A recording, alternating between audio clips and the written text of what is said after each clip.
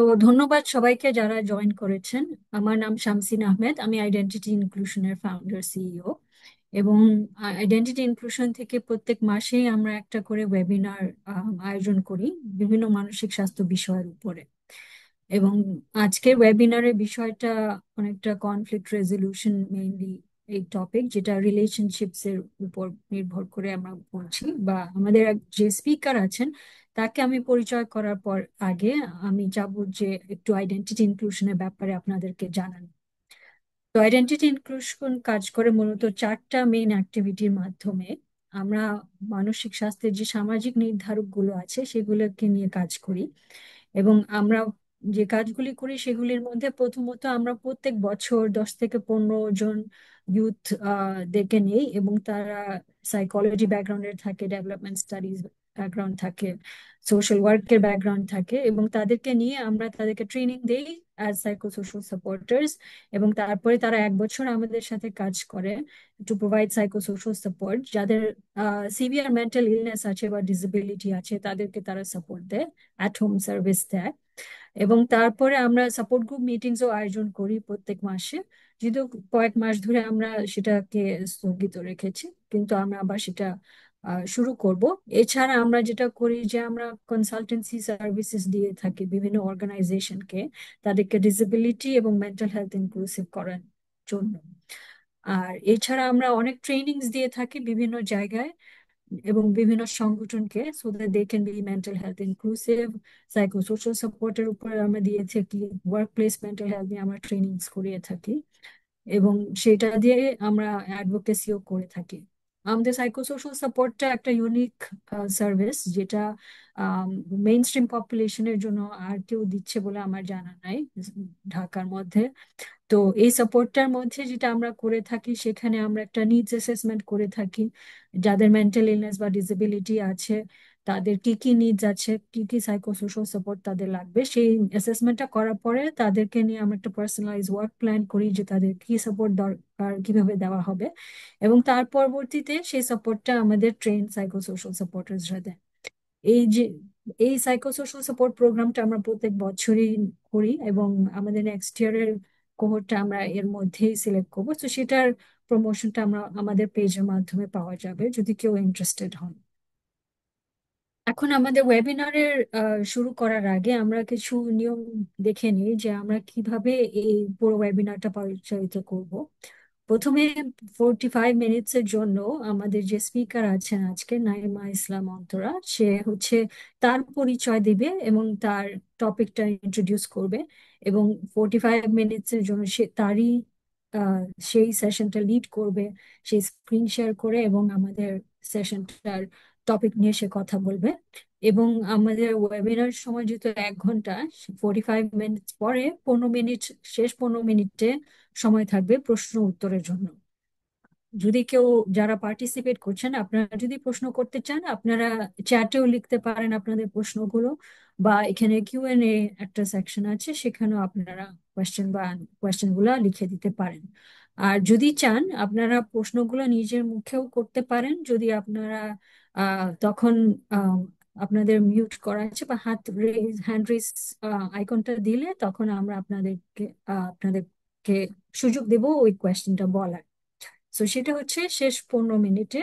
তো এর মধ্যে ওয়েবিনার চলাকালীন সময় বা স্পিকার কথা বলার সময় যদি কোনো প্রশ্ন থাকে সেটাও কিন্তু আপনারা ওই কমেন্ট সেকশনে লিখে দিতে পারেন। আর এইগুলোই মোস্টলি মেইনলি হচ্ছে কি আমাদের নিয়ম ফর আজকের webinar. And without further ado, I would like to ask Naima Islam Antara, তুমি তোমার ওয়েবিনার বা তোমার স্ক্রিন শেয়ার করে তোমার স্লাইড শেয়ার করতে পারো। Thank you. হ্যালো এভরিওয়ান, আসসালামু আলাইকুম। আমি নাইমা ইসলাম অন্তরা। আমি বর্তমানে কাজ করছি হ্যান্ডিক্যাপ ইন্টারন্যাশনালে সাইকোলজিস্ট এবং টিম ম্যানেজার হিসেবে। এছাড়া আমি এর আগে ব্র্যাক, টেরিডি হোমস আর টিএমআই সহ আরো অনেক অর্গানাইজেশন আসলে কাজ করেছি as a psychologist, project coordinator, বিভিন্ন পজিশন। আইডেন্টিটি ইনক্লুশন আমি 2020 সাল থেকে আছি। তো অনেক দিনের সম্পর্ক। তো আজকে আমরা একটা ইন্টারেস্টিং টপিক নিয়ে কথা বলবো। তো আপনাদের যদি কোনো প্রশ্ন বা কিছু জিজ্ঞাসা থাকে, আপনারা অবশ্যই কমেন্ট সেকশনে আমাদেরকে মেসেজ করে জানাবেন।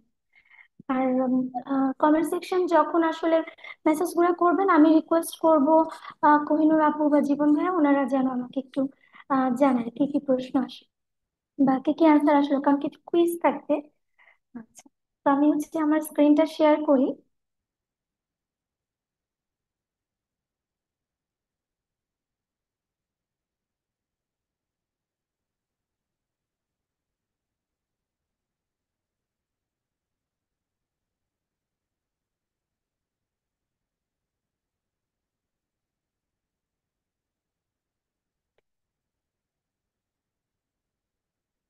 স্ক্রিন কি দেখা যাচ্ছে আপু? জি আপু, দেখা যাচ্ছে। আচ্ছা, ওয়েলকাম এভরিওয়ান।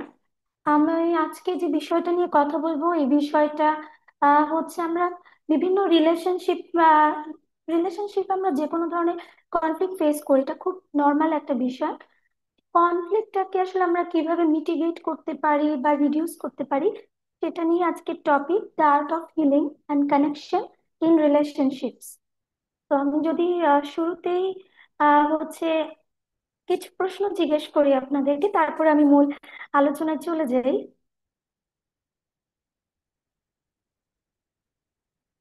কুইজের প্রশ্ন হচ্ছে যে আপনাদের কোনটা মনে হয় যে নিচের কোনটি বেশিরভাগ দ্বন্দ্বের আসলে মূল কারণ? ভুল বোঝাবুঝি, ব্যক্তিত্বের পার্থক্য, অপূর্ণ আবেগগত চাহিদা, নাকি ক্ষমতার লড়াই? এ বি সি ডি, যেটা আপনার মনে হয়, যদি মনে হয় এ অথবা বি বা সি, অথবা যদি মনে হয় সবগুলো, পুরাটাই আপনারা কমেন্ট সেকশনে লিখে ফেলতে পারেন।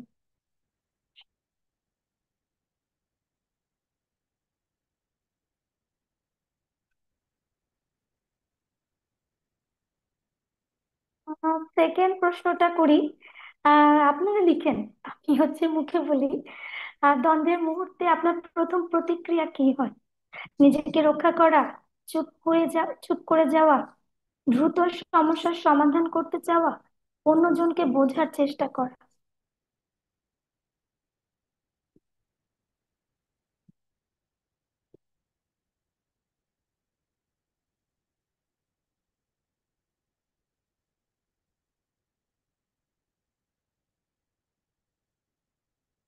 আশা করি লেখা হয়ে গেছে। এরপরের যে প্রশ্নটা, সেটা আসলে একটা ট্রু অ্যান্ড ফলস। তো দ্বন্দ্ব মানে কি আসলে সম্পর্ক খারাপ হয়ে গেছে? মানে এটা কি সত্য নাকি মিথ্যা?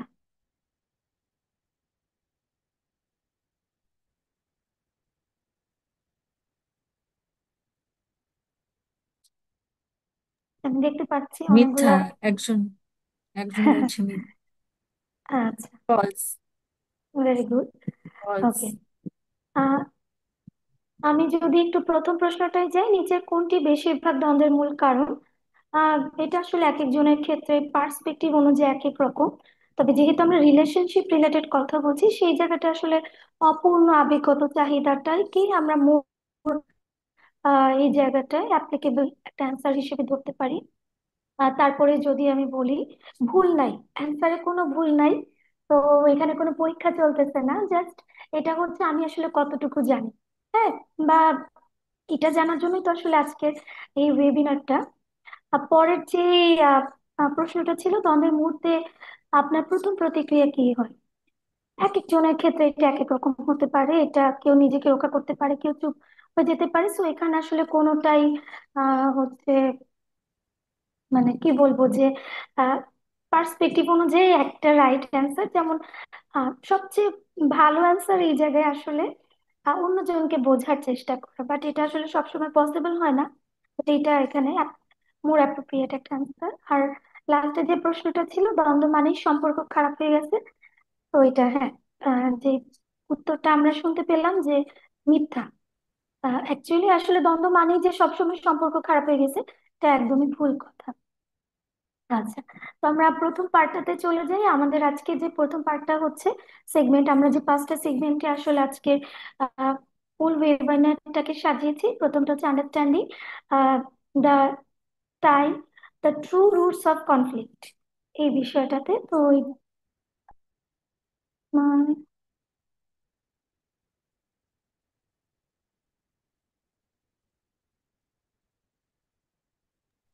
আমরা দেখতে পাচ্ছি।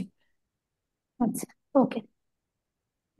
তো এখানে আসলে আমরা কি বুঝি যে understanding the roots of conflict, কনফ্লিক্টের মূল রুটটা আসলে কি কি কারণ আসলে কনফ্লিক্টটা হয়। কনফ্লিক্ট আসলে কেবল একটা ঘটনা না, এটা আমাদের জীবনের একটা কি বলবো যে একটা খুব গুরুত্বপূর্ণ একটা বিষয় যে কনফ্লিক্ট থাকবে লাইফে, দ্বন্দ্ব থাকবে।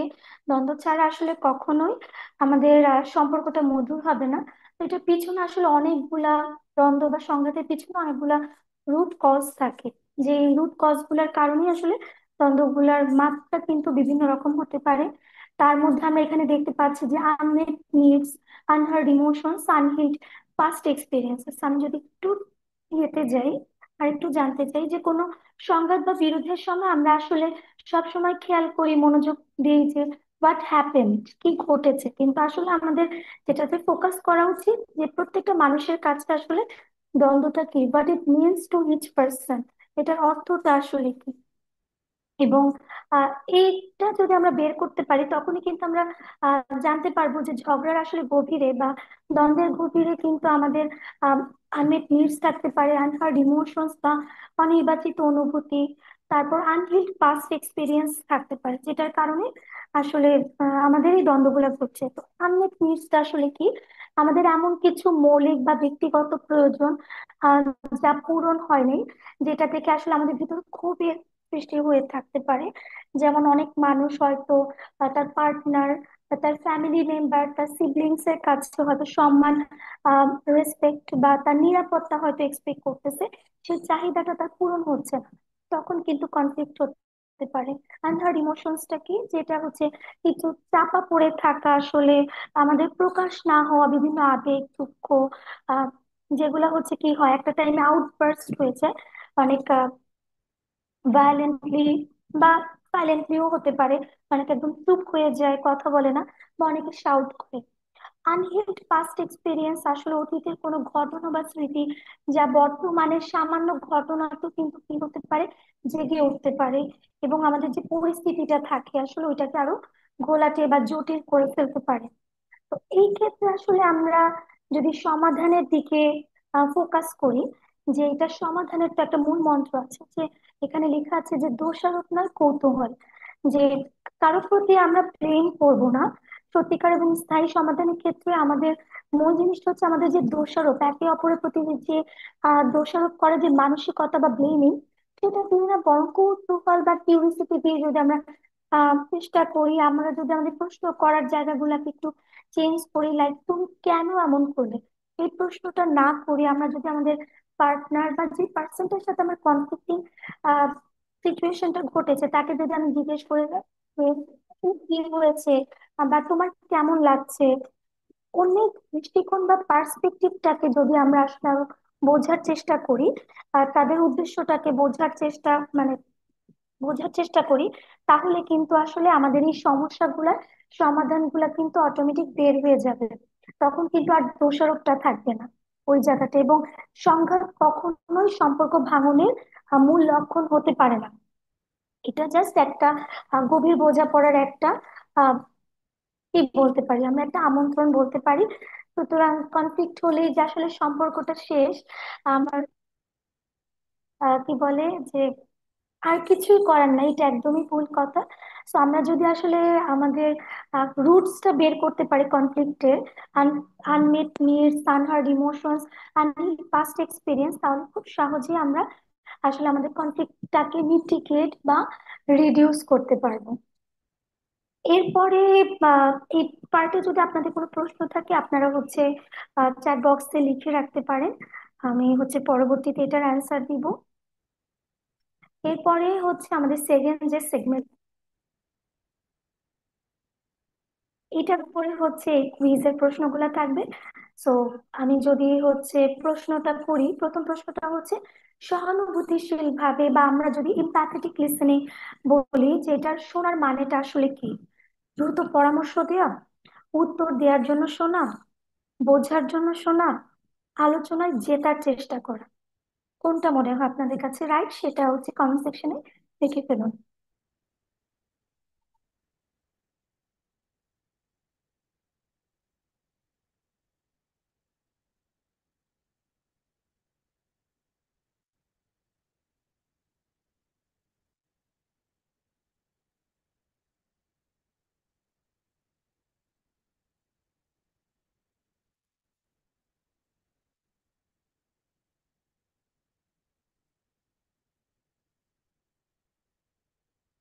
একটা জিনিস, সেটা হচ্ছে কমিউনিকেট, মানে বোঝার জন্য যে আমরা আসলে যার কথা বলছি সেটা বুঝতে কিনা, মনোযোগ দিয়ে শুনছে কিনা এটা। বাট যদি অন্য কেউ যদি অন্য কোনো উত্তর দিয়ে থাকে, টোটালি ওকে। এখানে কোনো এক্সাম হচ্ছে না, আমি আবারও বলছি। পরবর্তী যে প্রশ্নটা সেটা হচ্ছে, আপনি সাধারণত কতক্ষণ শোনেন, উত্তর দেওয়ার আগে? মানে কেউ আপনাকে প্রশ্ন করেছে, কেউ আপনাকে তার কথাগুলো বলতেছে, শেয়ার করতেছে, সেটা আসলে কতক্ষণ শোনেন। তো এখানে একটা উত্তর হচ্ছে কয়েক সেকেন্ড। আহ আরেকটা অ্যান্সার হচ্ছে যতক্ষণ না অন্যজন শেষ করেন। এই হচ্ছে কার সাথে কথা বলছি তার উপর নির্ভর করে অ্যান্সার গুলা লিখে ফেলি আমরা।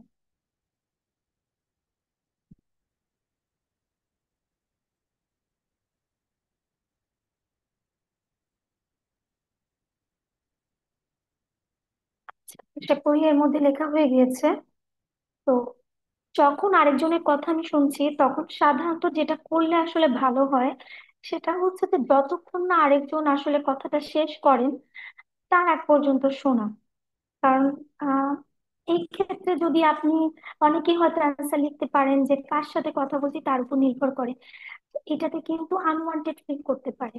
যে ব্যক্তিটার কথা শুনছেন, আপনার কিন্তু ফেসিয়াল এক্সপ্রেশন, আপনার গেস্টার, পশ্চার, এটা দেখলে কিন্তু বোঝা যায় যে কে আমার কথা মনোযোগ দিয়ে শুনছে, কে শুনছে না। সো ওই জায়গাটায় যদি শোনার আগ্রহ থাকে ওই ব্যক্তিটার, তাহলে অবশ্যই তার কথাটা পূর্ণ মনোযোগ দিয়ে পুরোটা শুনলেই বেটার এই জায়গাটায়। কারণ আমি আবারও বলছি, এটাতে ভুল ত্রুটি কিছু নেই, ভুল হতে পারে, এটা কোনো কিছু নেই, এটা পার্সপেক্টিভ অনুযায়ী পার্সন টু পার্সন ভ্যারি করে। তো লাস্ট আমাদের যে একটা প্রশ্ন সেটা হচ্ছে ট্রু অ্যান্ড ফলস। মানুষ তখনই বেশি বোঝা বা চাপ অনুভব করে যখন আপনি সঙ্গে সঙ্গে নিজের অভিজ্ঞতা শেয়ার করেন। তো কেউ একজন হচ্ছে তার অভিজ্ঞতা শেয়ার করতেছে, সেটা শুনেই আপনি সেটা অনেক বেশি বুঝতে পারলেন বা সেটার জন্য আপনি চাপ অনুভব করলেন। কথাটা কি আসলে ট্রু অর ফলস?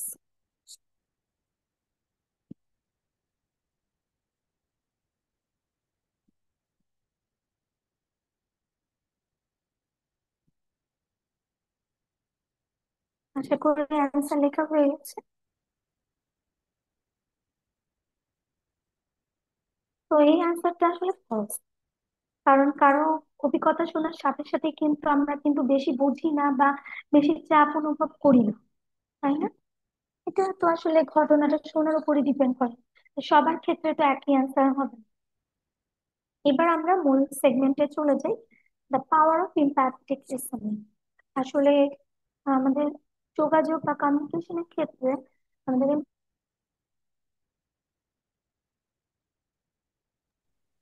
শোনার জন্য কিন্তু অন্তরা, আমরা আমরা মাঝখানে শুনতে পারছিলাম না, একটু ভেঙে গেছিল।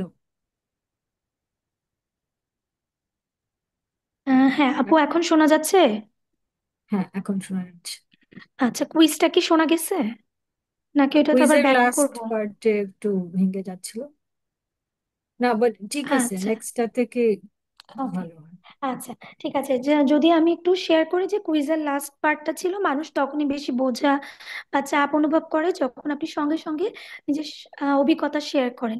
সো এটার অ্যান্সারটা আসলে মিথ্যা, যে সব সময় এটা আসলে সত্য না। আপনি কারো কথা বা অভিজ্ঞতা শোনার সাথে সাথে কিন্তু মানে বুঝতে পারবেন না বা একদম চাপ অনুভব করবেন, এই কথাটা একদমই ভুল। আচ্ছা, তো এবার আমরা মূল সেগমেন্টে চলে যাই, the power of empathetic listening. So যোগাযোগের ক্ষেত্রে আসলে শোনা মানে শুধু পরের কথা বলার জন্য নয়, এর মানে হচ্ছে মানুষটাকে সম্পূর্ণরূপে প্রকাশ করার আসলে একটা জায়গা তৈরি করে দেয়া।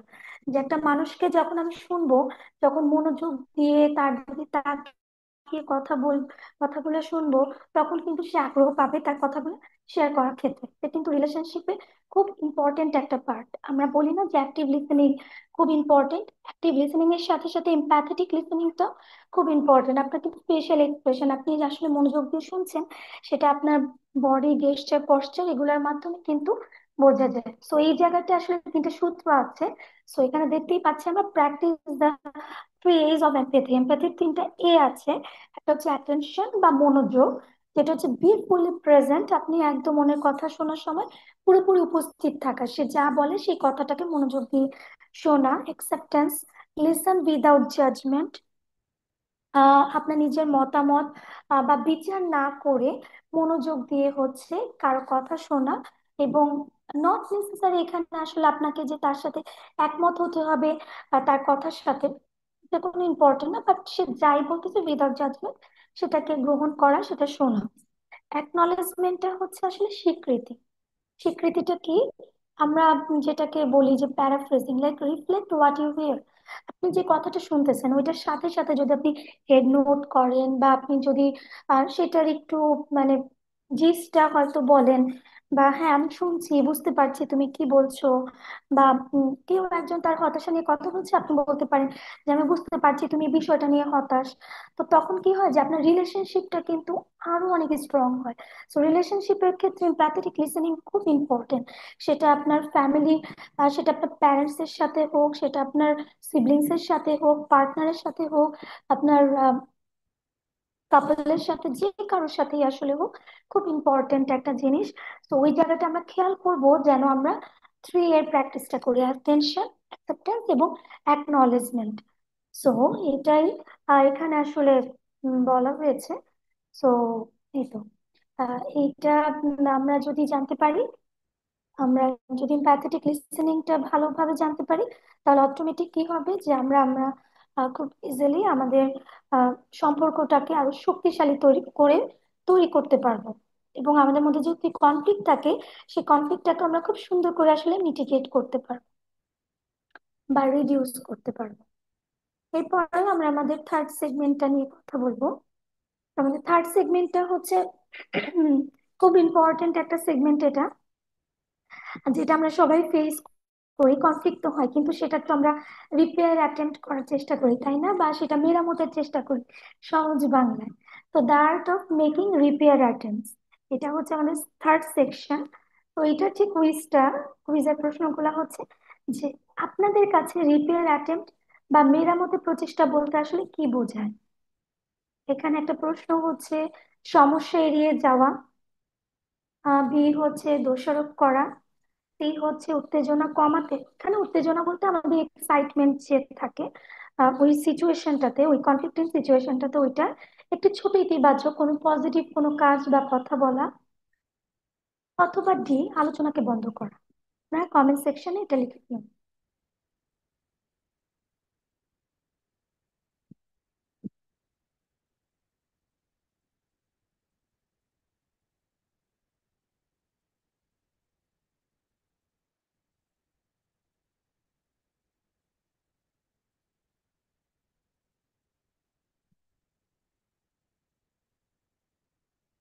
আশা করি এটা সবাই লিখেছেন।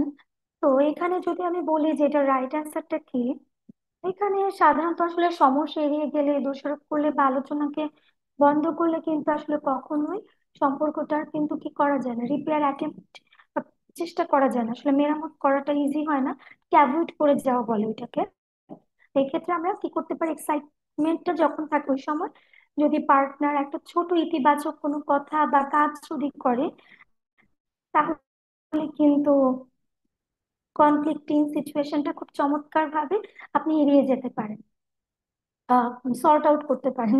সরি, এড়িয়ে যাও না, সর্ট আউট করতে পারেন। আচ্ছা, তারপরেরটা হচ্ছে নিচে কোন বাক্যটি রিপেয়ার অ্যাটেম্পটের উদাহরণ। আহ যেগুলো খুব আমরা ইউজ করি, তাই না, পার্টনারের সাথে, যে তুমি সব সময় এমন করো। অপশন বি হচ্ছে চলো একটু বিরতি নেই, তারপর আবার কথা বলি। সি হচ্ছে তুমি বাড়াবাড়ি করছো। ডি হচ্ছে যা খুশি করো। হ্যাঁ, সো এই জায়গাটায় আহ কোনটা অ্যান্সার হতে পারে তোমরা লিখে ফেলে কমেন্ট সেকশন।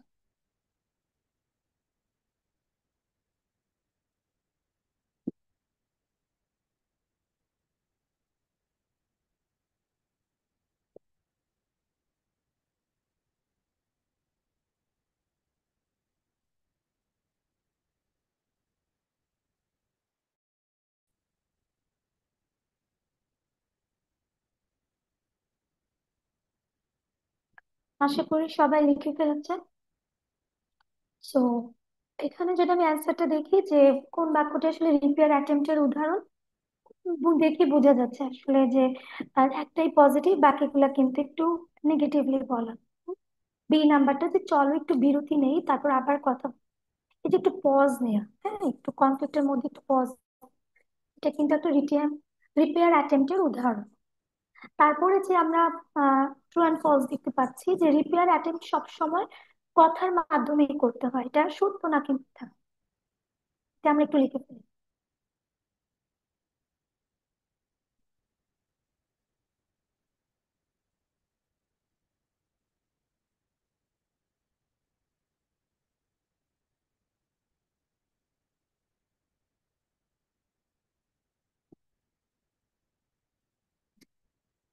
এটা করি সবাই লিখে ফেলেছেন, এটার যদি অ্যান্সার আমি বলি এটা আসলে মিথ্যা। কারণ সবসময় কথার মাধ্যমে যে রিপেয়ার অ্যাটেম্প্ট হয় তা না, আমার নন ভার্বাল ভার্বাল কিউজের মাধ্যমে আমি প্রকাশ করতে পারি, আমার গেস্টের পশ্চারের মাধ্যমে কিন্তু এগুলো আমি করতে পারি। তো এটা মিথ্যা, শুধু কথার মাধ্যমে আসলে হয়। আমরা মূল সেগমেন্টে চলে যাই, the art of making repair art. তো প্রত্যেকটা সম্পর্কে আসলে কি থাকে, ছোট বড় বিভিন্ন ধরনের ফাটল থাকে যেগুলোকে আমরা র্যাপচার বা ফাটল বলি, তাই না? বড় এবং প্রত্যেকটা সম্পর্কে কিন্তু আমরা এই ফাটলগুলা দেখতে পাই।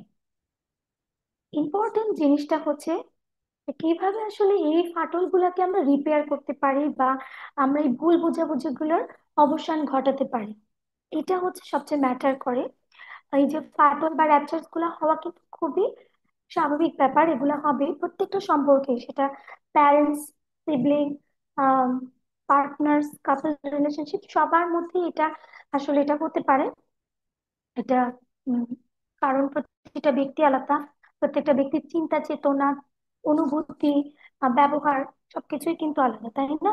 তো আপনার সম্পর্কের ভবিষ্যৎ নির্ভর করে যে আপনি আসলে কিভাবে জোড়া লাগাচ্ছেন, ফাটল গুলাকে কিভাবে জোড়া লাগাচ্ছে এটার উপর আসলে কিন্তু ডিপেন্ড করে। তো একটা সম্পর্কে সফল করতে গেলে বারবার এই যে জোড়া লাগানোর যে চেষ্টা, এটা আসলে আপনার যে আবেগটা আছে সেই আবেগটাকে শান্ত করে কি করতে পারে, আপনার যোগাযোগটাকে স্থাপন করতে সাহায্য করে। যেমন এখানে কিছু উদাহরণ কিন্তু আছে, আমরা দেখছি যে repair attempt can be as small as, এখানে লেখা আছে যে I I see now that hurt you, আমি বুঝতে পারছি তুমি আমার কথায় কষ্ট পাচ্ছ। এই যে যে এই কথাগুলা, হ্যাঁ যখন একটা কনফ্লিক্টিং সিচুয়েশন থাকে ওই সময় যদি আপনি একটু সফটলি কথাগুলো বলেন, অটোমেটিক দেখবেন কিন্তু আপনার পার্টনারের টোনালিটি বা টোন অফ ভয়েসটা কিন্তু কি হয়ে যাবে, একটু নরম হয়ে যাবে, কাম হয়ে যাবে। হ্যাঁ, সে রিথট করবে যে am I doing right or wrong, এরকম আর কিন্তু একটা তার চেঞ্জ আসবে এই জায়গাটায়। তারপর হচ্ছে ক্যান স্টার্ট ওভার, যে আমরা আহ যদি এরকম কথা বলি যে আমরা কি আবার নতুন করে প্রথম থেকে একদম শুরু করতে পারি, যদি কোনো কিছু নিয়ে কনফ্লিক্টিং কোন একটা ইস্যুকে ধরে যদি হয়, এই যে এই কথাগুলো যদি একটু সফটলি সুন্দরভাবে যদি আমরা আমাদের পার্টনারকে বা আমাদের যে পার্সনটার সাথে কনফ্লিক্টিং রিলেশনশিপ তাকে যদি একটু শেয়ার করি, দেন হচ্ছে আমরা একমত না হলেও, হ্যাঁ আমার যত্ন ভালোবাসা একই আছে, হ্যাঁ এই জিনিসগুলা কিন্তু আসলে খুব ইম্পর্টেন্ট। সো আমরা আমাদের র্যাপচার গুলাকে আমরা এই সুন্দর কথাগুলোর মাধ্যমে, এই ওয়ার্ড গুলোর মাধ্যমে কিন্তু রিপেয়ার করার অ্যাটেম্পটস গুলা নিতে পারি। তো নট নেসেসারি এই কথাগুলাই সবসময় আসবে, পার্সন টু পার্সন সিচুয়েশন এগুলো ভ্যারি করে, তাই না? যে আমাদের কনফ্লিক্টিং সিচুয়েশন কি সেটার উপর ডিপেন্ড করে আমরা চেষ্টা করবো একটু পজিটিভ ওয়েতে কথা বলার, একজন ঝগড়া করলে আরেকজনকে একটু স্টপ হয়ে যাওয়ার বা একটু পজ নিয়ে ওইটাকে রিপেয়ার করার, না হলে কি হয়, কষ্টগুলা ফাটলগুলা জমতে জমতে কিন্তু অনেক বড় একটা গর্তের সৃষ্টি হয়, অনেক বড় ইস্যুসে তৈরি হয়। তখন কিন্তু এটার আউটবার্সটা খুব বাজেভাবে হয় এবং রিলেশনশিপটা অনেক নড়বড়ে হয়ে যায়, এটা যে রিলেশনশিপই হোক। তো এই ক্ষেত্রে আসলে জোড়া লাগানোর এই যে প্রচেষ্টা, এই জিনিসগুলো আসলে আমাদের রিসেন্টমেন্ট বা আমাদের যে ক্ষোভ, তারপর আবেগের যে কানেকশন গুলা মানে রিস্টোর করতে সাহায্য করে। এই জায়গাগুলো ক্ষোভগুলোকে কমায় দিতে চেষ্টা করে, রিস্টোর করে আমাদের কানেকশন গুলোকে। সো রিপেয়ার কিন্তু আসলে একটা ব্রিজ হিসেবে কাজ করে আমাদের মিসআন্ডারস্ট্যান্ডিং অ্যান্ড ফরগিভনেস, আমাদের যে ভুল বোঝাবুঝি এবং ক্ষমা, এটার মধ্যে একটা সেতু বন্ধন হিসেবে কাজ করে। তো এই কথাগুলি আসলে এখানে লেখা আছে। তো আমরা যদি এরপরে পরের পার্টটাতে চলে যাই, পরের যে কুইজ গুলা, আমাদের পরের পার্টটা হচ্ছে rebuilding trust and ensuring emotional safety. So যখন আমাদের কনফ্লিক্টিং সিচুয়েশন হয় রিলেশনশিপে, তখন কিন্তু ট্রাস্ট কিন্তু অনেক নড়বড়ে হয়ে যায়, তাই না? তারপর আমাদের ইমোশনাল ইমব্যালেন্স হতে পারে, ইমোশনাল সেফটিটা আমরা ফিল নাও করতে পারি। তো এই বিষয়টা নিয়েই হচ্ছে এই কুইজ গুলা। তো কুইজের যেমন একটা প্রশ্ন হচ্ছে আস্থা কিভাবে, ট্রাস্টটা কিভাবে পুনর্গঠিত হয়। তো এখানে একটা প্রশ্ন হচ্ছে, বড় কোনো চমকপ্রদ কাজের মাধ্যমে, বি, সময়ের সঙ্গে ছোট নিয়মিত আচরণের মাধ্যমে, সি হচ্ছে অতীতকে উপেক্ষা করে দূরত্ব বজায় রেখে। আহ, এর মধ্যে কোনটা আপনাদের কাছে রাইট অ্যান্সার মনে হয়, আপনারা চ্যাট বক্সে লিখে ফেলুন।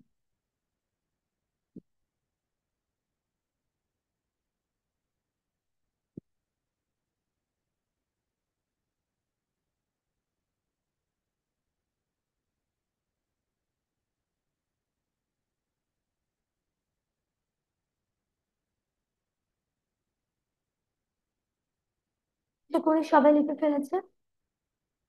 সো এই ক্ষেত্রে কি মনে হয় কোন অ্যান্সারটা ঠিক?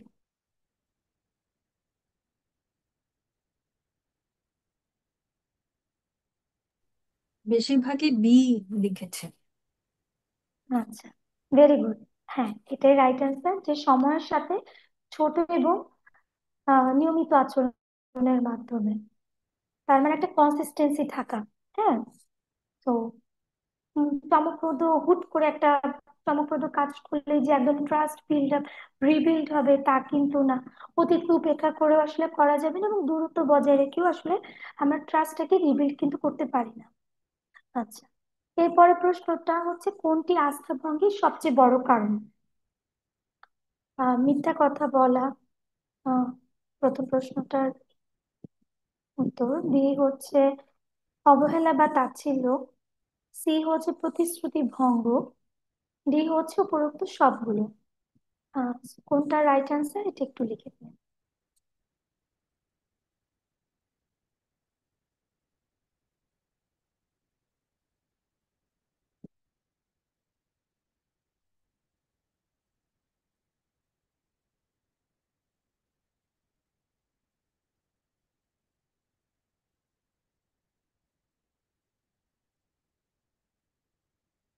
আশা করছি সবাই লিখে ফেলেছেন এটার অ্যান্সারটা।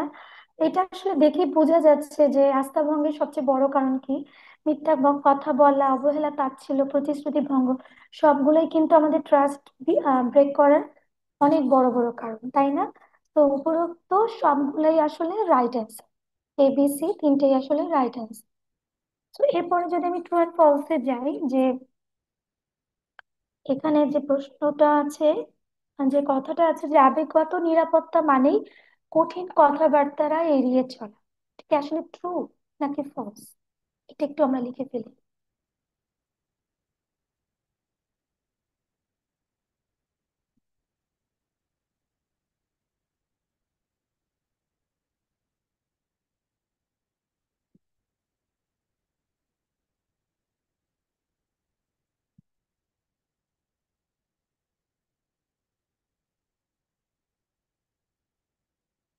আচ্ছা, আশা করি সবাই লিখে ফেলেছে।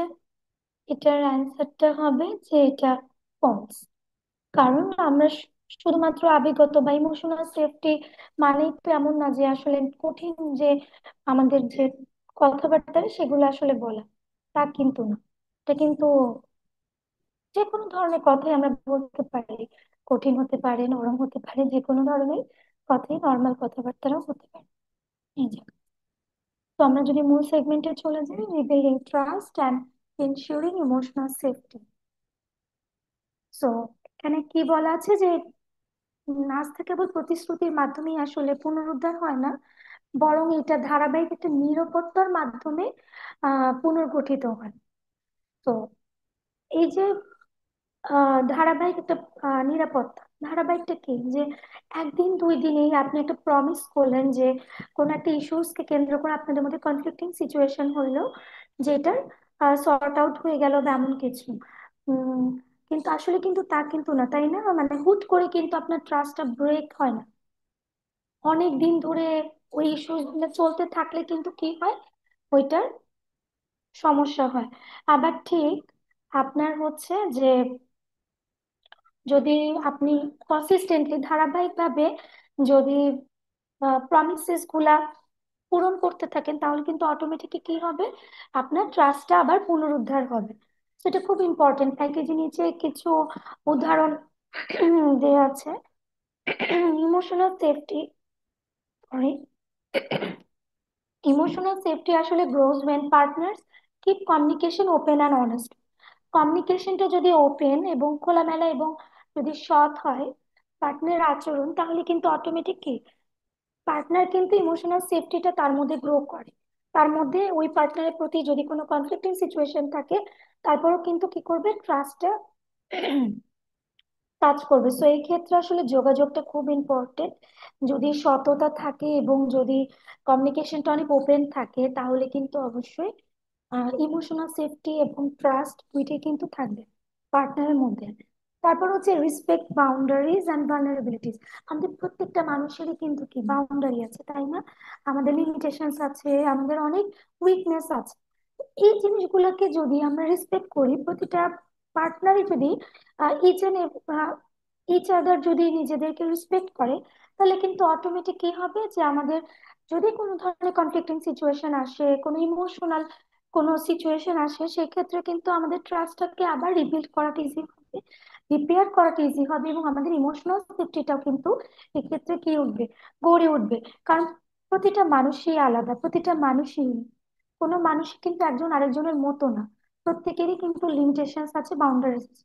দ্যাটস ওয়াই মানুষ সবচেয়ে কি বলে যে আশরাফুল মাখলুকাত বলি আমরা, যে সবচেয়ে আহ, মানুষের মধ্যে এই ইউনিকনেসটা আছে বলেই কিন্তু আমরা সুন্দর, তাই না? আমাদের মধ্যে পারফেক্ট বলে আসলে ওয়ার্ডটা আসলে না, প্রত্যেকের মধ্যে কিন্তু লিমিটেশনসটা থাকে। আচ্ছা, তারপরে আরেকটা ইমোশনাল সেফটি গ্রো করার একটা অপশন হচ্ছে respond gently even in conflict.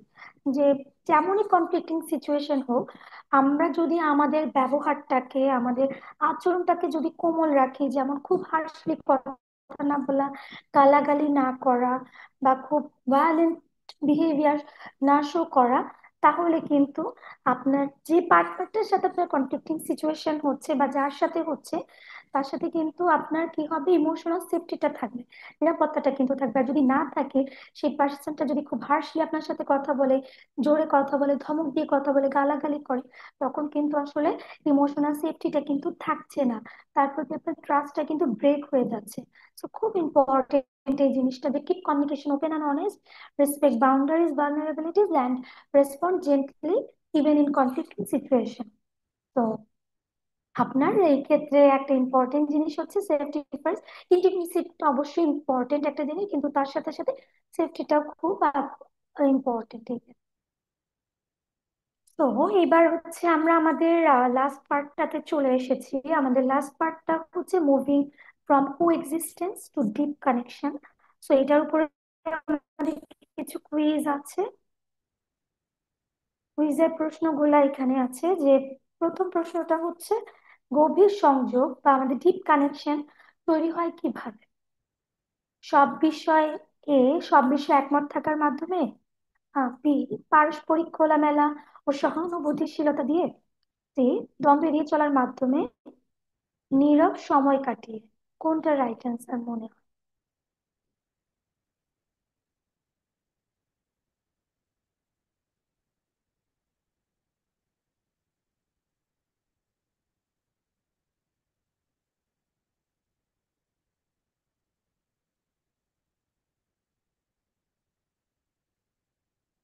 আশা করি সবাই অ্যান্সার গুলো লিখেছেন। সো এখানে দেখে কিন্তু আসলে বোঝা যাচ্ছে যে ডিপ কানেকশন তৈরি করতে রিলেশনশিপে ইম্পর্ট্যান্ট একটা ফ্যাক্টর হচ্ছে পারস্পরিক খোলামেলা আলোচনা ও সহানুভূতিশীলতা দিয়ে। তো এই জিনিসটা যদি আমাদের মধ্যে থাকে তাহলে কিন্তু পার্টনারের সাথে একটা deep relation, deep connection create হবে। এরপরে যে প্রশ্নটা সেটা হচ্ছে আজকের দিনে গভীর সংযোগের সবচেয়ে বড় বাধা আসলে কি? এখানে প্রথম অ্যান্সারটা হচ্ছে বিভ্রান্তি বা ডিস্ট্রাকশন, বি প্রত্যাখ্যাত হওয়ার ভয়, সি সময়ের অভাব, ডি উপরোক্ত সবগুলো বিষয়। এই অ্যান্সারটা অনেক ইজি, তাই না?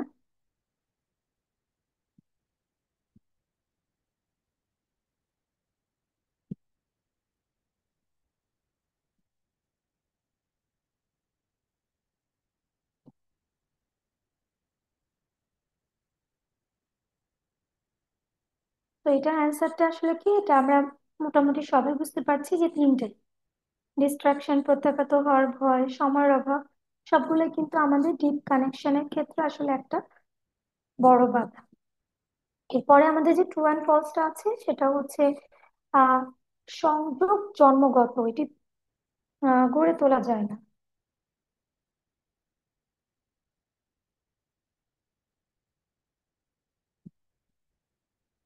আসলে কি সংযোগ জন্মগত?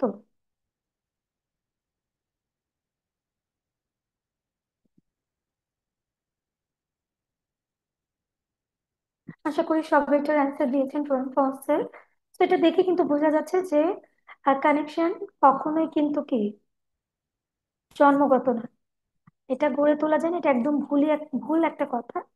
তো এটা কিন্তু পরিবেশগত, তাই না? এটা যে কোনো সময় আসলে হচ্ছে আমরা গড়ে তুলতে পারি, এটা এখানে ফলস। এটা কখনোই জন্মগত না। তো এবার আমরা মূল সেগমেন্টটাতে চলে যাই, যে moving from coexistence to deep connection. এই জায়গাটায় আমরা হচ্ছে আহ কো এক্সিস্টেন্স বা যে আমাদের যে নিবিড় সম্পর্কে আসলে যদি আমরা কোনো গভীর যেতে চাই, তাহলে আসলে আমাদের যে ভয় এবং যে স্বপ্ন আছে, হ্যাঁ, এগুলা হচ্ছে যদি আমরা খোলামেলা ভাবে যদি পার্টনারের সাথে আলোচনা করি, আমাদের নিজের মনের ভেতরে যে কথাগুলো আছে এগুলো যদি আমরা শেয়ার করি, তাহলে কি হবে? আমাদের সম্পর্কটা গভীর হবে। তারপর হচ্ছে deep connection is striving together. আমাদের হচ্ছে ইমোশনালি, মেন্টালি, স্পিরিচুয়ালি একত্রে কাজ করবে। যে ডিপ কানেকশন ক্ষেত্রে, যে ডিপ কানেকশনের ক্ষেত্রে ইমোশনালি, মেন্টালি, স্পিরিচুয়ালি এই জিনিসগুলো কিন্তু থাকতে হবে। এই জিনিসগুলো যত বেশি আমরা চর্চা করব তত বেশি কিন্তু আমাদের সম্পর্কটা গভীর হবে। আমাদের সম্পর্কের মধ্যে ফাটল কম থাকবে। ফাটল যদি ধরেও সেটা মেরামত করাটা খুব ইজি হয়ে যাবে।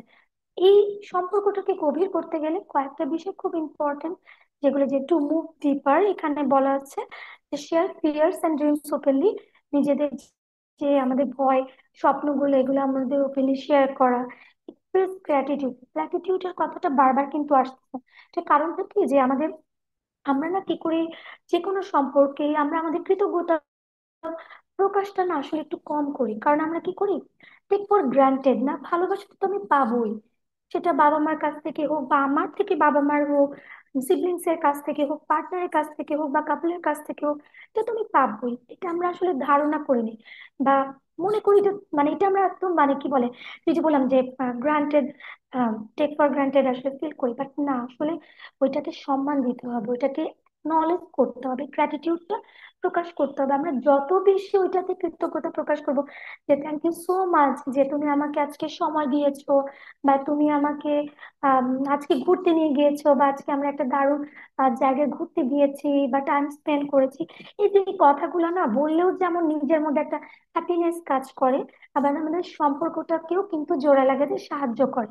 যদি কোনো ধরনের কনফ্লিক্টিং সিচুয়েশনও থাকে, এই গ্র্যাটিটিউড গুলা, ছোট ছোট গ্র্যাটিটিউড গুলা ডেইলি যদি আপনি 1 মিনিট বা 2 মিনিট গ্র্যাটিটিউড প্রকাশ করেন আপনার পার্টনারের প্রতি, বা আপনার যে মানুষটার সাথে ভালো সম্পর্ক, মানে আপনার রিলেশনশিপটা আহ ভালো, যাকে আপনি ভালোবাসেন, তার সাথে যদি সেই সম্পর্কটা আপনি গ্র্যাটিটিউড এক্সপ্রেস করেন, দেখবেন যে আহ, আপনার আজকের দিনের সম্পর্কটা তার সাথে যেমন, গ্র্যাটিটিউড প্রকাশ করার পরে আপনি অ্যামেজিং একটা ডিফারেন্স কিন্তু লক্ষ্য করতে পারেন। আমরা আসলে গ্র্যাটিটিউডটা খুব কম শো করি। সো এটা আমি আহ, এটা খুব ইম্পর্টেন্ট ডিপ কানেকশনের ক্ষেত্রে। এবং আরেকটা হচ্ছে যে চুজ আন্ডারস্ট্যান্ডিং ওভার দেন রাইট, যে সংযোগ সঠিক হওয়ার চেয়ে এটা বোঝাটা আসলে বেশি ইম্পর্টেন্ট। যে বিতর্কের চেয়ে বোঝাপড়াটাকে বেশি যদি গুরুত্ব দেন, যে হ্যাঁ ঠিক আছে, আমি সঠিক, আমি ঠিক, এটার চেয়ে বড় আহ, কি বোঝাতে চাচ্ছে পার্টনার, তার পয়েন্ট অফ ভিউটা কি, তার পার্সপেক্টিভটা কি, এটা খুব ইম্পর্টেন্ট এই জায়গাটাতে। তো খুব চমৎকার একটা কথা নিচে লেখা আছে যে connection is not found, it's build moment by moment. Connection কিন্তু এমনি এমনি পাওয়া যায় না, এটা আসলে প্রতিটা মুহূর্তে কি হয়, তৈরি হয়। সো আমি যত ওপেনলি ভয়হীন ভাবে আমি কথা শেয়ার করবো আমার পার্টনারের সাথে, আমি গ্র্যাটিটিউড এক্সপ্রেস করব, আমি হচ্ছে তাকে বোঝার চেষ্টা করব, ততই কিন্তু আমার ডিপ কানেকশনটা ক্রিয়েট হবে আমার পার্টনারের সাথে। তখন যতই কনফ্লিক্ট থাকুক, যতই হচ্ছে ফাটল বা আমাদের ফ্র্যাকচার থাকুক, সেই জায়গাগুলো থেকে কিন্তু আমরা ঠিকই কিন্তু নর্মাল একটা লাইফ লিড করতে পারবো, এবং ফাটলগুলো অটোমেটিক কিন্তু রিপেয়ার হয়ে যাবে। হ্যাঁ, ওইটা তো খুব ইম্পর্টেন্ট আসলে এই জিনিসগুলা। তো এই কথাগুলো আসলে এখানে বলা হয়েছে যে সংযোগ এমনি এমনি পাওয়া যায় না, এটি প্রতি মুহূর্তে তৈরি করতে হয়। তো এরপরে আমরা একদম লাস্টে যদি যাই, যে যে পুরো আজকে যে 5টা সেগমেন্ট আমরা আলোচনা করলাম, ফার্স্ট যে understanding the true roots of conflict, then second সেগমেন্টে the power of empathetic listening, third সেগমেন্টে the art of making repair attempts, fourth segmented rebuilding trust and ensuring emotional safety, and the last one is moving from coexistence to deep connection. এই যে 5টা জিনিস, তো প্রতিটা কিন্তু connected, এবং এটারই সূত্র কিন্তু এখানে আমরা দেখতে পাচ্ছি যে আসলে আহ সত্যিকারের সমাধান শুরু হয় আসলে দোষারোপ দিয়ে না, যে জানার আগ্রহ বা কিউরিসিটি দিয়ে। সো এই ক্ষেত্রে কনফ্লিক্ট থাকবে, সেই কনফ্লিক্টটাকে আমরা, যে কোনো দ্বন্দ্ব বা কনফ্লিক্টিং সিচুয়েশন তৈরি হলে সেটাকে আমরা বোঝার চেষ্টা করব। সেটা যত আমার বোঝাপড়া ভালো হবে, সেই অনুযায়ী কিন্তু আমি রিপেয়ার করতে পারবো, সম্পর্কটা মেরামত বা পুনরুদ্ধার করতে পারবো। দেন আমি ওইটাতে কিভাবে আমার ট্রাস্টটাকে রিবিল্ড করা যায় সেটা নিয়ে কাজ করব, ইমোশনাল সেফটিটাও সেখানে কাজ করবো, এবং তার সাথে সাথে কানেকশনটাও যদি থাকে, কিভাবে সংযোগ করা যায়, রিপেয়ার ট্রাস্ট, তখন কিন্তু কি হবে, আমার সম্পর্কটার যে কনফ্লিক্টিং সিচুয়েশন ছিল সেখান থেকে কিন্তু সমাধানের পথ দেখবে। এবং এটা যে কোনো রিলেশনশিপের ক্ষেত্রে কাজ করে, নট নেসেসারি যে পার্টনার বা কাপল বা রোমান্টিক রিলেশনশিপে আসলে এটা কাজ করে। এটা বাবা মার সাথে সন্তানের, বাবা মার সম্পর্কের, ভাই বোনের সম্পর্কের, আহ এছাড়া আমাদের আহ অন্যান্য যে রিলেশনশিপ গুলো আছে সে সম্পর্কে, বন্ধুত্বের সম্পর্কে, সব জায়গায় কিন্তু এই জিনিসটা যদি আমরা একটু মনোযোগ দিয়ে দেখি, যে এই জিনিসটা যদি আমরা আহ কাজ করতে পারি, যে কনফ্লিক্ট দেন আন্ডারস্ট্যান্ডিং দেন রিপেয়ার ট্রাস্ট কানেকশন, এভাবে যদি আমরা কাজ করি, তাহলে খুব ইজিলি কিন্তু আমরা আসলে the art of healing and connection in রিলেশনশিপসটা আসলে করতে পারবো। সো আমাদের যে হিলিংটা সেটাও কিন্তু ন্যাচারালি আসলে হয়ে যাবে সিচুয়েশন গুলোর সাথে। তো খুব ইম্পর্টেন্ট এই জায়গাটা। তো এই তো এইটাই মোটামুটি ছিল আজকে আমাদের এই বিষয়টা নিয়ে কথা। এর মধ্যে যদি কারো কোনো প্রশ্ন থাকে, সেইটা নিয়ে হচ্ছে আপনারা কথা বলতে পারেন। তো আমার পাশ থেকে মোটামুটি এতটুকুই ছিল শেয়ার করার। এই, ধন্যবাদ। অনেক ধন্যবাদ অন্তরা, খুবই সুন্দর হয়েছে তোমার ডিসকাশনটা, এবং টপিকটাও খুব ভালোভাবে তুমি প্রেজেন্ট করছো। আমি অনেক কিছু শিখছি। আম, আপাতত আমি কোনো কোয়েশ্চেন দেখছি না, বাট কেউ যদি প্রশ্ন করতে চায়, হ্যান্ড রেজ রেজ হ্যান্ড একটা আইকন আছে, সেখানে রেজ করেও প্রশ্ন করা যাবে। একজন হাত তুলেছেন। হ্যাঁ, সুধীর আপু, আপনি প্রশ্ন করতে পারেন। হ্যাঁ Antara, thank you for your presentation. একটা সম্পর্কের মধ্যে তো দুজন মানুষ থাকে বা মানে অনেকজন মানুষ থাকে। একজন হয়তো সম্পর্কটা ঠিক করতে চাচ্ছে, বাট আরেকজনের এই সম্পর্ক ঠিক করার ব্যাপারে কোনো আগ্রহ নেই। সেই ক্ষেত্রে আসলে কি করা উচিত? আচ্ছা, চমৎকার একটা প্রশ্ন আপু। এটা আমরা খুব বেশি ফেস করি যে সবাই আসলে সেম মেন্টালিটি থাকে না। কেউ হয়তো অনেক পজিটিভ মাইন্ডেড থাকে, তার ক্ষেত্রে হয়তো দেখা যায় যে যে বিষয়গুলো নিয়ে আমি কথা বললাম, এই বিষয়গুলো ইনিশিয়েট করার প্রবণতাটা থাকে। আরেকজন পার্সনের মধ্যে কিন্তু সেই জিনিসটা থাকে না। খুব স্বাভাবিক, আপনার একটা জায়গায় ব্যালেন্স করার চেষ্টা করতেছে, আরেক জায়গা থেকে আপনি কিন্তু কোনো কি বলছি যে কোনো হেল্প পাচ্ছেন না, কোনো কিছু পাচ্ছে না। সো দুইটা জায়গা কিন্তু কখনো কি করে না, কানেক্ট করে না। সো ওই পার্সনটাকে কি করতে হয়, একটু নিচে এসে তাকে আসলে বোঝানো। হ্যাঁ, সে পজিটিভ মাইন্ডে ঠিক আছে, তার মেন্টালিটি থেকে ইউ আর রাইট, তুমি ঠিক আছো। ওই জায়গাটা থেকেই তাকে একটু বুঝিয়ে বুঝিয়ে ওই জায়গাটা যে হ্যাঁ ঠিক আছে, তুমি যেটা বলছো এটা ঠিক। আমি হচ্ছে হয়তো আমার জায়গাটা বুঝাতে পারিনি, যে সেই জায়গায় একটু নিজের যদি একটু অপারগতা প্রকাশ করে কোনো প্রবলেম নেই। বাট সে যদি একটু পজিটিভলি, এটাকেও যদি একটু পজিটিভলি চিন্তা করে তাকে বোঝানোর চেষ্টা করে, আই হোপ যে ওই মানুষটা যদি খুব বেশি নেগেটিভ মাইন্ডেড না হয়, সে ডেফিনেটলি একটু হইলেও তাকে সুযোগ দিবে ওই জায়গাটায় সম্পর্কটা রিপেয়ার করার। আর যদি একদমই সেই জায়গাটায় সে কোনো ছাড় না দেয়, তাহলে আসলে কিছু করার থাকে না। তখন আসলে আমরা সাজেস্ট করি তখন প্রফেশনাল হেল্প নেওয়ার জন্য। কারণ তখন দেখা যায় যে কনফ্লিক্টিং সিচুয়েশন গুলো অনেক ডিপে চলে যায়, র্যাপচার গুলো অনেক বেশি হয়ে যায়। তখন আসলে এক পক্ষ কখনোই মিটিগেট করতে পারে না, কারণ দুইটা পক্ষকেই তখন আসতে হয়। কেউ হয়তো একটু কম, কেউ একটু বেশি হতে পারে, বাট একত্রে না আসলে, কাছাকাছি না আসলে আসলে এটা কখনোই মিটিগেট করা সম্ভব না। তখন প্রফেশনাল হেল্পটা খুব জরুরি।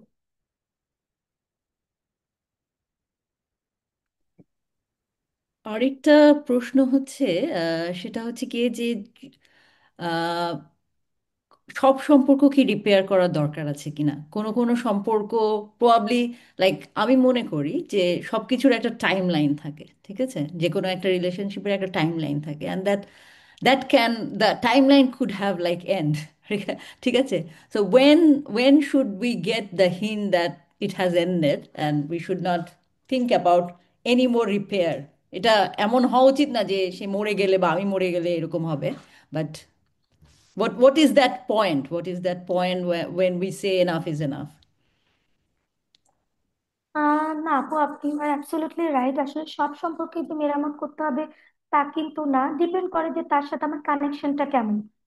সেটার উপরে যদি আমাদের সম্পর্কটা অনেক বেশি গভীর হয়, তাহলে কিন্তু উপলব্ধিটা আপনার একার না, তারও কিন্তু আসবে, তাই না? সো ওই জায়গাটাই আসলে ডিপেন্ড করে যে আমাদের পার্সপেক্টিভটা কেমন ওই জায়গাটায়। তো হ্যাঁ, আপনি এক পক্ষ রিপেয়ার করার অনেক চেষ্টা করতেছেন, আরেক পক্ষ আসলে কোনো চেষ্টাই করতেছে না, তখন কিন্তু আসলে ওইটার কোনো সর্ট আউট আসবে না। ওইটাতে ডে বাই ডে কি হবে, নেগেটিভিটি বাড়তেই থাকবে, হেট্রেড বাড়তেই থাকবে ওই জায়গাটায়। তো হ্যাঁ, দুইটা পক্ষই খুব ইম্পর্টেন্ট। আবার কিছু জায়গাটাকে আপনার লেভেল থাকে, কনফ্লিক্টের লেভেল থাকে। কনফ্লিক্ট যদি নর্মাল কনফ্লিক্ট হয়, ওই ক্ষেত্রে একটু রিপেয়ার করার দরকার নেই, ওইটা নর্মাল একটা বিষয়টা দেখা যায় যে আস্তে আস্তে কথা বলে থাকে না যে আমরা ফ্রেন্ডের সাথে যে কোনো একটা ইস্যু নিয়ে রাগ হইলাম, ভুলে গেছি কি নিয়ে হয়েছে, পরে কিন্তু আমরা ঠিকই কিন্তু সম্পর্কগুলা আবার আগের মতো হয়ে যায়। কিন্তু কেউ যদি মনে রেখে দেয়, তাহলে কিন্তু এটা পরবর্তীতে একটা ডেঞ্জারাস বিষয় হতে পারে। তো হ্যাঁ, এটা পার্সপেক্টিভ অনুযায়ী আসলে এটা কাজ করে।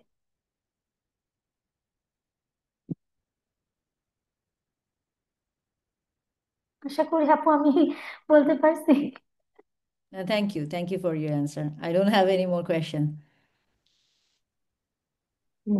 Thank you. আমার একটা কোয়েশ্চেন ছিল যে আই থিঙ্ক ফর সে, মানে this can be both spouse relationships বা প্যারেন্টস এর সাথেও, মানে যেটা একটা লম্বা রিলেশনশিপ যেগুলো থাকে সেখানে অনেক সময় মানে অনেক কিছু কিন্তু টেকেন ফর গ্রান্টেড হয়ে যায়, মানে ঠিক গ্রান্টেড বলবো না, বাট দ্য থিং ইজ যেহেতু মানে অনেক লম্বা সময় ধরে যদি কারোর সাথে থাকা হয় তখন আমরা অনেকের হ্যাবিট বুঝে যাই, বা মানে অনেক রকম মানে রেসপন্স বা হোয়াট এভার ইট ইজ কিন্তু আমরা বুঝে ফেলি, বা ওইভাবে তখন মানে ঠিক মানে রেসপন্স করাটা ইজ ভেরি হার্ড। মানে অনেক সময় বুঝে, স্পেশালি যেগুলো তুমি বললে যে নট টেকিং ফর গ্রান্টেড, বা আগে থেকে না ধরে নেওয়া যে ওর রেসপন্স এটাই হবে, স্পেশালি ইন আ কনফ্লিক্ট।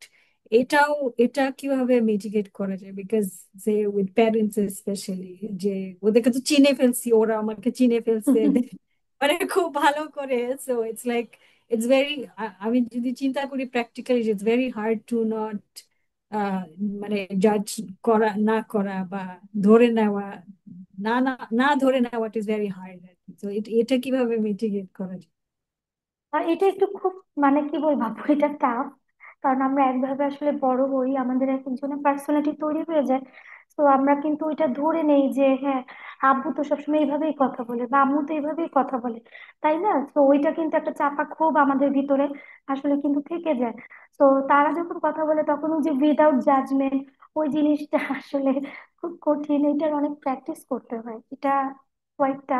এবং ওই যে বললাম যে আহ যদি এমন হয় যে ওইটা আপনার ওই মানে উইদাউট জাজমেন্ট, আপনি জাজমেন্ট করে সম্পর্কটা চলতেছে, কিন্তু কনফ্লিক্টিং সিচুয়েশনটা খুব সিভিয়ার লেভেলে না, তাহলে এটা নিয়ে চিন্তা করার দরকার নেই। কারণ যতই আমরা বলি আপু, সবকিছু আসলে সম্ভব না করা। কারণ আপনার একসাথে মানে চলতে গেলে কনফ্লিক্ট বাঁধবে। এবং আপনি চাইলেও কিন্তু বাবা মাকে বলতে পারবেন না, তারা বলবে তুই আগে জন্মাইছিস না আমি, আমি আগে দুনিয়া বেশি দেখছি। এই কথাগুলা কিন্তু খুব মানে ইউনিভার্সাল ট্রুথ টাইপের, যেগুলো মোটামুটি সব বাবা মাই কথাগুলা আসলে বলে। আপনি তাকে বুঝাইতে পারবেন না। বোঝানো যায় কিভাবে, যে মনে করেন সে একটা নর্মাল সিচুয়েশনে আছে, ওই ক্ষেত্রে আসলে হচ্ছে তাকে মানে মনে করেন যে সে রাগে নাই, মানে যদি প্যারেন্টস এর কথা বলি বা পার্টনার যে কেউ হোক, সে একটা হাসি খুশি মুডে আছে, ওই রকম সময় তাকে একটু শেয়ার করা যে তুমি ওই দিন ওই কথাটা বলছিলা, ওই কথাটা আমার খুব খারাপ লাগছিল, বা হচ্ছে ওই কথাটা এভাবে না বললেও পারতা, বা আমি আসলে তোমাকে এটা বুঝাইতে চাইছিলাম। তখন তার একসেপ্টেন্সটা কিন্তু অন্যরকম হবে। কারণ কি হয়, রাগের মাথায় কিন্তু আমরা সবাই জিততে চাই। এটা হয়তো এটা ন্যাচারালি এই জিনিসটা আমাদের চলে আসে, যে আমি যে কথাটা বলছি যে আম অলওয়েজ রাইট, বা অপোজিট প্যারেন্টস যদি বলে বা পার্টনার যদি বলে, সেও তার জায়গায় কিন্তু পার্সপেক্টিভ অনুযায়ী ঠিক আছে যে সেও রাইট। কিন্তু ওই সময় যদি আমি তাকে বুঝাতে যাই, তখন কিন্তু কনফ্লিক্ট আরো বাড়ে, এবং ওইটা অনেক নেগেটিভ বা নেগেটিভিটি বা হেট্রেটটা আসলে ছড়ায়। বাট ওই জায়গাটায় যদি আমি একটু অন্য সময় তার ওই যে কামিং সিচুয়েশনে যদি আমি তার সাথে শেয়ার করি, দেখা যায় সে কিন্তু তখন এটা রিথট করার চেষ্টা করবে যে না, আসলে ওই সময়টা আমি একটু বেশি খারাপ কথা বলে ফেলছি বা এরকম কিছু। কারণ যদি বলে যে আমার খারাপ লাগছিল, একটা হাসি খুশি মুহূর্তে এই কথাটা শুনলে কিন্তু তখন দেখবেন আপনার তার মধ্যেই রিয়েলাইজেশনটা আসবে যে না, এটা আসলে, এটা আমরা আসলে পরীক্ষা করে দেখছি কাজ করে। তো যদি তারপরও কাজ না করে, ওইখানে আসলে আর কিছু করার থাকে না। আর সিচুয়েশনটা যদি খুব ডিফিকাল্ট হয়ে যায়, তখন আমরা বলি যে ওই ক্ষেত্রে প্রফেশনাল হেল্পটা নিতে। কারণ দেখা যায় যে অ্যাঙ্গার ম্যানেজমেন্ট করতে হয় হয়তো বা ওই জায়গাটাতে অ্যাঙ্গারটা অনেক বেশি থাকে। ইন্টারেস্টিং। মনে হচ্ছে আর কোনো কোয়েশ্চেন্স নাই, আর এমনি তো আমাদের সময় শেষ, অ্যাকচুয়ালি 8টার উপর বাজে এখন। So if there no more questions, তাহলে আমরা আজকের ওয়েবিনারটা ক্লোজ করতে পারি। অনেক ধন্যবাদ অন্তরা তোমাকে, এবং সবাইকে যারা পার্টিসিপেট করেছেন এবং যারা ছিলেন পুরো ওয়েবিনারে। আর আমরা তাহলে এখানে যারা আছেন আপনারা একজন একজন করে লিভ করতে পারেন, কোনো সমস্যা নাই, because we're at the end. আর অন্তরা তুমি একটু স্টে ব্যাক করো। ওকে।